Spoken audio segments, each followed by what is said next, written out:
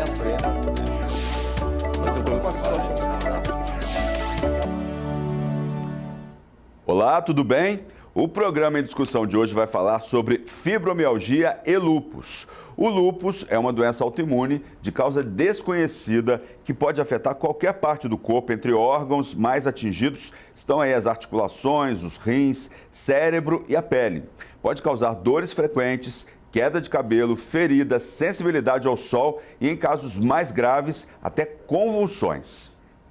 Embora ainda não se conheça a causa específica para o desenvolvimento do lúpus, sabe-se que a doença é o resultado de uma propensão genética somada a fatores hormonais e ambientais. Já a fibromialgia provoca fortes dores por todo o corpo, principalmente nos músculos, durante longos períodos. Geralmente a dor vem acompanhada de fadiga, distúrbios do sono, dores de cabeça, depressão e ansiedade. Não existe causa específica para o aparecimento da doença, mas existem vários fatores que estão frequentemente associados a esta síndrome, como alterações do sistema nervoso ou das fibras nervosas, estresse pós-traumático ou distúrbios psíquicos. Com um acompanhamento médico e tratamento adequado, que envolve aí tanto o uso de medicamentos quanto a prática de terapias, os sintomas podem ser minimizados e o portador da doença consegue controlar as dores e evitar futuros desconfortos. E para falar sobre esse assunto, nós vamos conversar com a doutora Cristina Salomão, que é reumatologista. Seja muito bem-vinda, doutora. Muito obrigada. Vamos começar por último, sobre a fibromialgia, né? A gente já fez matéria, já fiz várias matérias sobre fibromialgia. E as pessoas sofrem, eu sei que as pessoas sofrem bastante. Até pouco tempo, os médicos tinham dificuldade, acho que até hoje ainda tem um pouco de dificuldade de diagnosticar, não a senhora, mas outros médicos, né?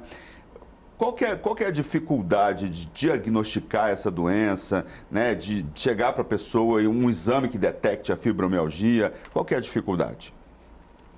Todo mundo conhece a história dos cegos que foram descrever o elefante. Que um apertou a perna do elefante e falou, o elefante é uma árvore. O outro apertou a cauda do elefante e falou, nossa, o elefante é fininho e comprido, como uma cobra. O outro apertou a barriga do elefante e falou, o elefante é uma parede e assim por diante. Enquanto você não tem uma visão do todo, você não consegue fazer o diagnóstico da fibromialgia. Para você diagnosticar a fibromialgia, você tem que ter um olhar atento para o paciente. Você tem que olhar não só a queixa principal que ele pode te trazer, que ele pode procurar um gastro, por exemplo, para falar que ele tem dores abdominais. Ele pode procurar um neuro e falar que ele tem dores de cabeça frequentes. Ele pode procurar um ortopedista e se queixar de lombalgia. Mas se cada um só se atentar para aquele sintoma que é trazido, sem olhar o quadro geral, ele não vai fazer o diagnóstico da fibromialgia. Então é preciso um médico que olhe o sintoma de uma maneira geral, um generalista, alguém especializado. O paciente, de uma maneira geral. É necessário um olhar atento e é necessária talvez uma suspeição diagnóstica. O próprio médico, tanto o especialista quanto os médicos de outras especialidades correlatas, tem que manter um olhar atento e falar, peraí, deixa eu escutar melhor esse paciente e ver se isso que eu estou focando não é a ponta do iceberg de um quadro maior.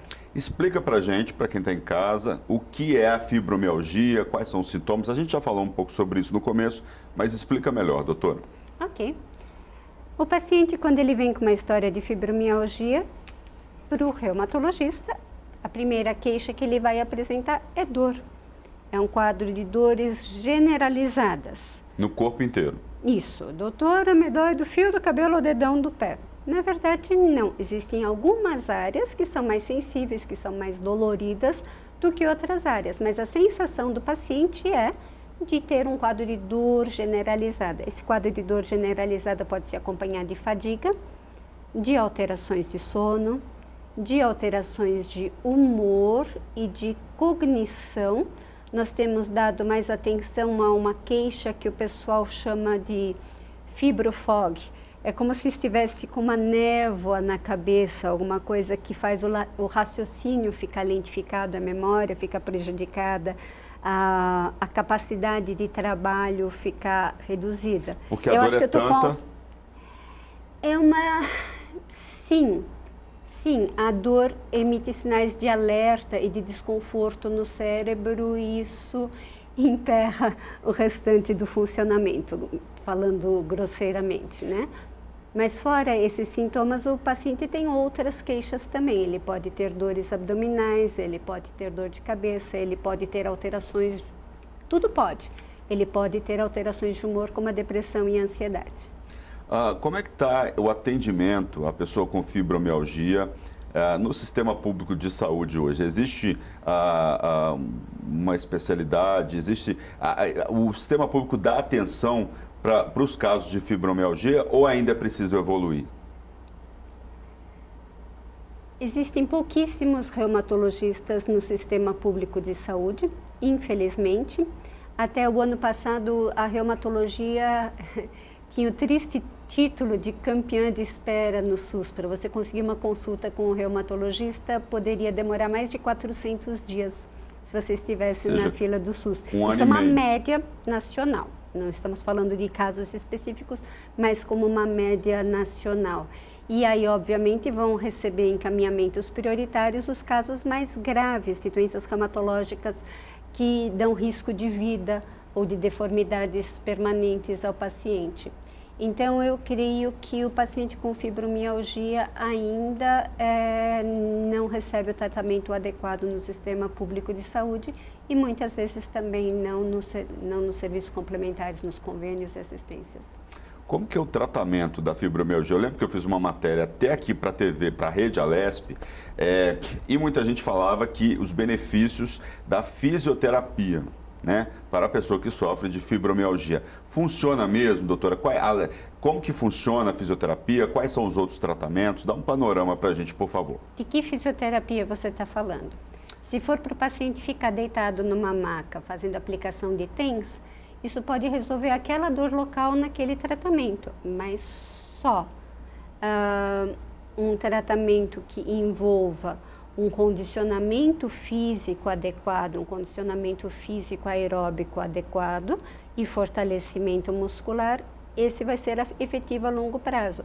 Mas o paciente não depende da fisioterapia para conseguir isso. Ele depende de buscar atividade física de uma maneira geral. E aí vem o segundo problema. A gente fala para o paciente fazer exercício. Aí ele vai para uma academia, fica meia hora levantando peso e no dia seguinte ele está acabado e nunca mais vai para a academia. Então, o paciente tem que ser muito bem orientado a começar com exercícios leves, talvez apenas aumentando o seu nível de atividade no dia a dia, incluindo pequenas caminhadas no seu dia a dia, indo a pé para a padaria para buscar pão, e quer dizer, coisas pequenas que aumentem o nível de atividade dele no dia a dia, até que finalmente ele possa iniciar uma atividade física mais organizada, por exemplo, numa academia e talvez com alguma coisa mais leve no início. Mas cair de cabeça na atividade física, às vezes dá o que a gente chama de cinesiofobia, fobia do movimento, do exercício. Então tem que ser aos pouquinhos, naquele gradativo, isso, mas aumentando progressivamente, até o paciente conseguir um condicionamento físico adequado. Isso é muito difícil para o paciente entender, porque, por exemplo, se duas vizinhas entrarem na academia juntas, uma com fibromialgia, a outra sem, a que não tem fibromialgia em 3 meses já vai estar em forma e conseguindo fazer todo o exercício, e o paciente com fibromialgia pode demorar o dobro, o triplo do tempo até conseguir atingir o mesmo nível de atividade física. Então, ele tem que ser encorajado e apoiado a insistir nesse tratamento.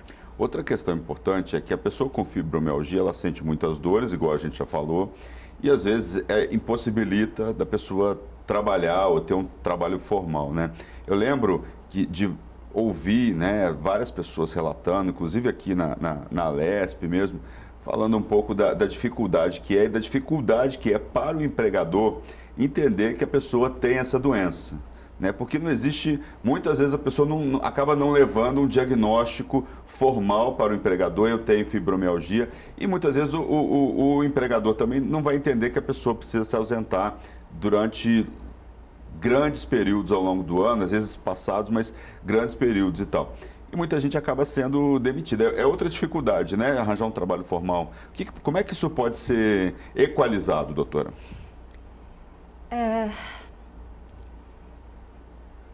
É uma questão que ainda está em debate, o afastamento do trabalho ou não por fibromialgia, porque o paciente não melhora ao ser afastado.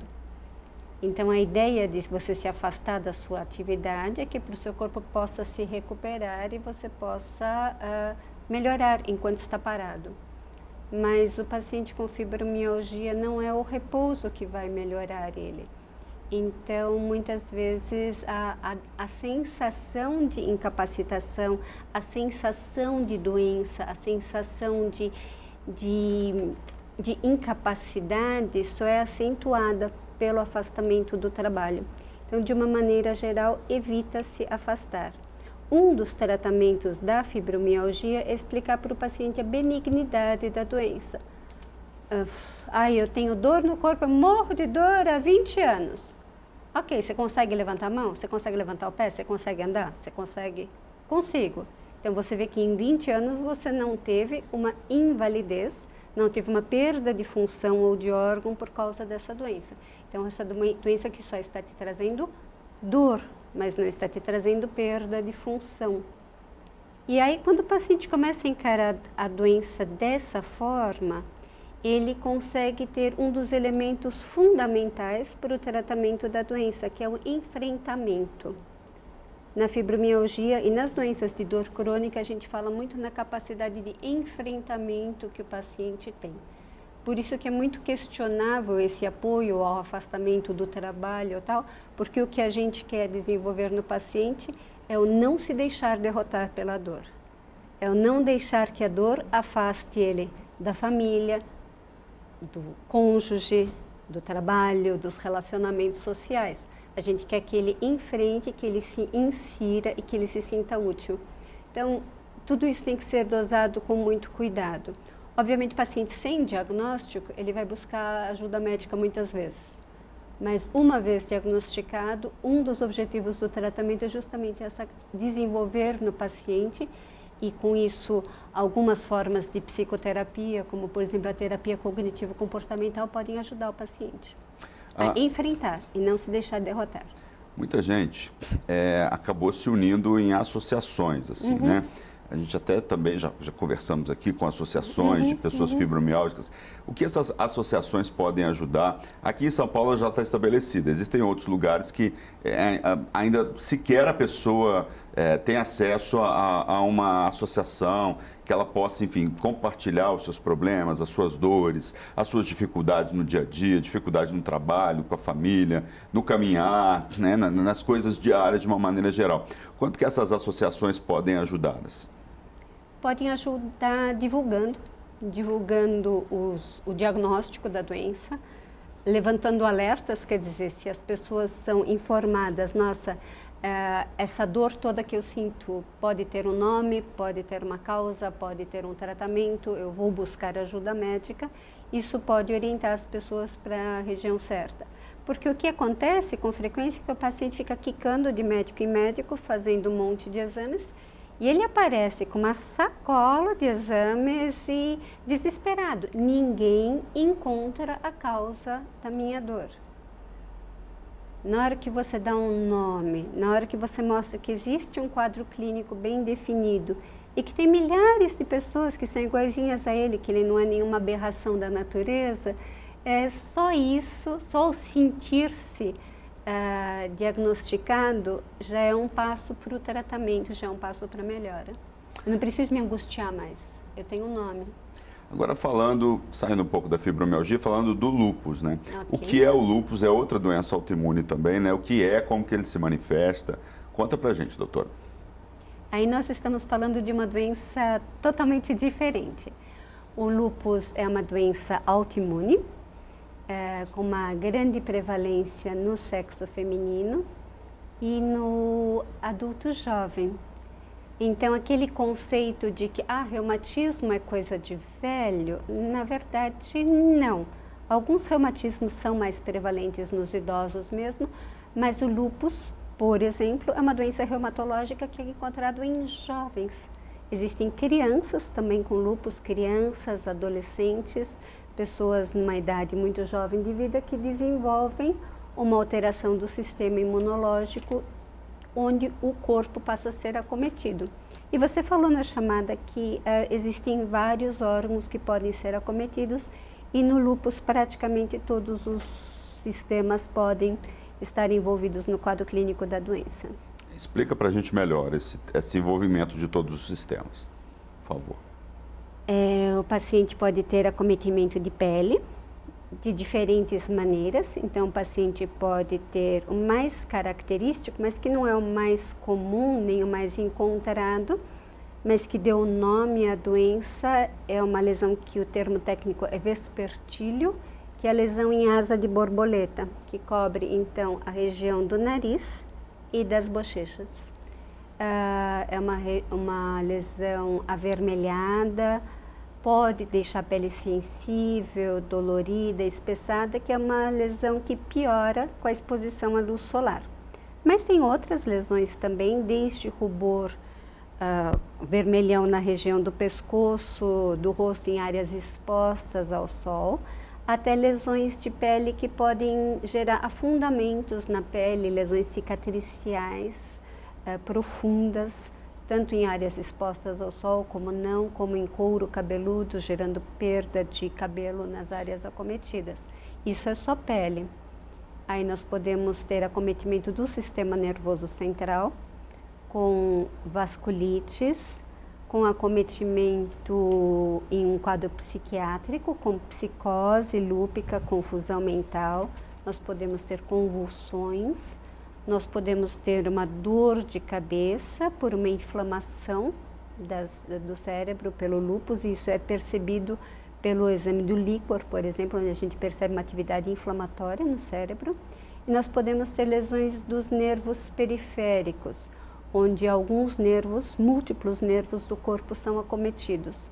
Então, a pessoa sente muita dor e, de repente, perde a função da determinada região que foi acometida. Isso quanto ao sistema nervoso central. Eu posso ter um envolvimento pulmonar do lúpus, uma fibrose pulmonar, que não é tão frequente quanto em outras doenças, mas pode dar. Posso ter envolvimento cardíaco de todas as partes do coração, desde as válvulas, o músculo, a membrana que envolve o coração, a membrana que envolve o pulmão também pode ser atacada, a membrana que envolve o abdômen pode ser inflamada, gerando água na barriga. Os músculos podem ser inflamados, mas uma das coisas mais comuns, presente em praticamente 90% dos pacientes, é a inflamação articular. Então, caracteristicamente, pequenas articulações que inflamam, dão uma artrite bastante comprometida, bastante dolorida, mas que não deixa deformidades. Então, a pessoa não vai ter as deformidades graves, como, por exemplo, na artrite reumatoide, mas muita dor, muita inflamação e caracteristicamente em pequenas articulações. Como que é o tratamento? O que é possível fazer para minimizar aí os problemas causados pelo lúpus? Tratamento medicamentoso e não medicamentoso. O tratamento medicamentoso, nós temos várias opções e todas elas estão direcionadas tanto a modular a imunidade do paciente, como eu vou me ater ao sistema que está sendo acometido mais no momento. Então, um sistema que eu não falei, sistema hematológico, a pessoa pode ter anemia, queda dos glóbulos brancos ou queda das plaquetas pelo lúpus. Eu vou fazer um determinado tratamento. Para rim, se o rim for lesado, que é um acometimento não tão frequente, mas muito grave, eu vou tratar de uma maneira diferente. Se o sistema nervoso central for acometido, eu vou ter uma abordagem diferente. Então, eu posso iniciar o tratamento de uma forma, a doença pode evoluir para outro lado, eu mudo o tratamento, eu vou adequando e acompanhando o paciente regularmente. Pode falar, doutor, a senhora ia falar? Não, isso eu ia falar que isso é o tratamento medicamentoso, onde o paciente é reavaliado, revisto, e é uma consulta super demorada, que eu tenho que ficar atenta a todas essas coisas que podem estar envolvidas. E tem o tratamento não medicamentoso também. Que tipo de terapia que a gente pode Mais ter? importante é evitar sol. Então, o uso do fotoprotetor é fundamental para o paciente com lúpus. Melhorar a higiene do sono. A gente sabe hoje que o sono tem uma influência muito grande, tanto para piorar a atividade do lúpus como para desencadear. Então, pessoas que dormem mal têm uma chance maior de desencadear. Corrigir hábitos, e aí o mais importante é o tabagismo. Quem fuma evolui pior do lúpus, tem menos chance de entrar em remissão. Então a gente insiste, a gente bate muito nessa tecla aí. Controlar peso, melhorar a atividade física do paciente e controlar o estresse. Eu posso ter lúpus e não saber, ou não manifestar a vida inteira, ou não prestar atenção, ter poucos sintomas? É possível isso, doutora? O paciente lúpico pode ter poucos sintomas, mas ele tem. Ele tem. Não existe um lúpus oculto. Você vai ter uma manifestação clínica, o paciente lúpico é doente. Ele se sente doente, ele é uma pessoa com sintomas. Agora, as dores do lúpus, elas podem ser confundidas em algum momento com a fibromialgia ou são coisas totalmente diferentes, os sintomas são totalmente diferentes um do outro? Bom, dói o corpo, mas não, no lúpus você vai ter mais dor articular, é claramente articular, e o médico palpa as articulações e as articulações estão nitidamente doloridas. O que complica a história é que o paciente lúpico pode ter fibromialgia. E os pacientes lúpicos têm mais fibromialgia do que as pessoas normais. Então, a fibromialgia pode se sobrepor ao lúpus e às outras doenças reumatológicas, e o médico pode ficar assustado, nossa, piorou a atividade do lúpus. Não, é uma nova dor, é uma dor diferente. Daí a necessidade do olhar atento, daí a necessidade de escutar, de examinar e de ver as duas coisas. Então, não confunde, mas pode ter associação. Qual que é o risco de morte das duas doenças? Fibromialgia nenhum. O paciente fibromialgico pode até morrer com dor, mas não vai morrer pela dor. E a dor da fibromialgia, ela reduz com a idade. Então, está aí uma patologia dolorosa que reduz com o progredir da idade. O lúpus é muito variado. Tem diferentes expressões clínicas. Então, tem pacientes que seguem, sim, um curso muito catastrófico da doença, mas tem pacientes que evoluem de uma maneira muito discreta, que tiveram um surto de atividade há 20 anos atrás e vêm bater cartão 2 vezes por ano no médico e estão ótimos. Então, é muito variado. A senhora falou que no caso do lúpus, principalmente as mulheres são mais acometidas pela doença, né? Sim. É genético? Passa da mãe para o filho? Tem algum cuidado na gravidez? O que é preciso fazer? Isso é uma preocupação muito grande, né, das pessoas que sofrem com a doença. Nossa, será que eu vou passar? Não. Existe um fundo genético, mas a probabilidade é muito pequena. E podem existir complicações durante a gestação do paciente lúpico e a gente sempre pede para o paciente fazer um acompanhamento muito criterioso durante a gestação. São feitos mais exames, é feito um maior acompanhamento, o reumatologista fica mais de olho, o obstetra fica mais de olho. Mas uma gestação com sucesso é perfeitamente possível e um bebê saudável perfeitamente comum. Existem casos muito raros, muitíssimo raros, de bebês que sofrem de um lúpus neonatal por terem os anticorpos da mãe no sangue e terem uma reação nos primeiros dias de vida. Mas isso se observa principalmente nos pacientes que não fazem o acompanhamento médico adequado durante a gravidez. Qual que é a chance dos homens de terem as duas doenças, a fibromialgia e o lúpus? Vamos falar primeiro do lúpus. Homens têm lúpus em menor incidência, mas quando tem, normalmente é mais grave. Então, é um quadro que a gente tem que ficar muito atento, tem que acompanhar muito bem, porque a chance de complicação é maior. Quanto à fibromialgia, isso foi uma discussão muito grande entre os especialistas, porque aparentemente a régua que a gente usava para medir a fibromialgia, ou seja, os critérios diagnósticos, eram mais específicos para a fibromialgia da mulher. Então, não é que os homens não tinham fibromialgia, a gente só não tinha capacidade de medir adequadamente. Então, em 2010, os critérios diagnósticos foram mudados para que fosse possível nós também estabelecermos diagnóstico nos homens portadores de fibromialgia. Mesmo assim, é mais comum nas mulheres. A gente já tem uma régua um pouquinho melhor, ainda não é uma régua perfeita. Os critérios diagnósticos ainda podem ser revistos, mas já nos possibilitam mais diagnóstico no sexo masculino. Doutora, a gente está quase terminando o programa. Como que a gente pode falar com o pessoal que está em casa, né? Como conviver com uma e com outra doença? Como conviver com a fibromialgia e com o lúpus, né? Como que como que a pessoa vive com essas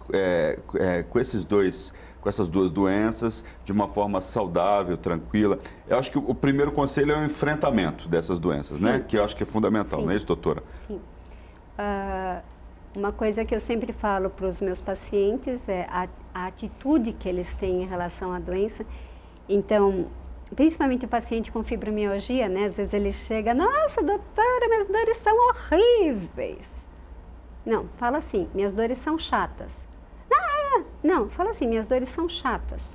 Quando o paciente finalmente consegue chamar a dor de chata e não de horrível, o horrível derrota a gente, o chato a gente manda embora, né? Então, são pequenas atitudes que vão fazer diferença no jeito como você lida com essa doença. Além do enfrentamento, a informação é fundamental, daí a importância de programas como os de vocês, e por isso que afinal eu estou aqui para explicar para a galera o que é a doença e eles se sentirem um pouquinho mais confortáveis e mais confiantes. Então, boas fontes de informação são importantes. Sim, os grupos de pacientes podem ajudar, contanto que eles ajudem a melhora.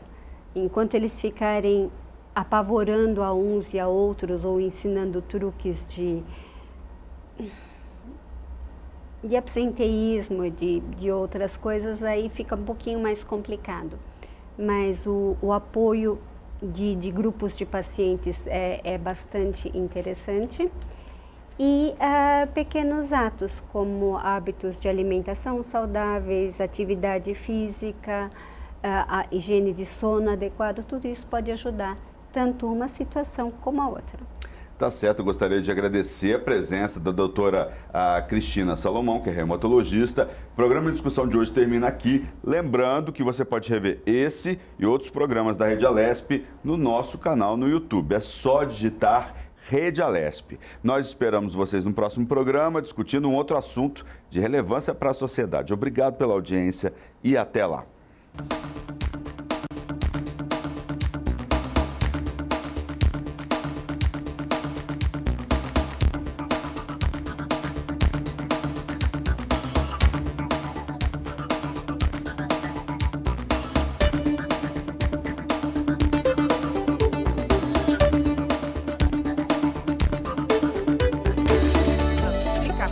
Vale a pena. Muito bom com a situação.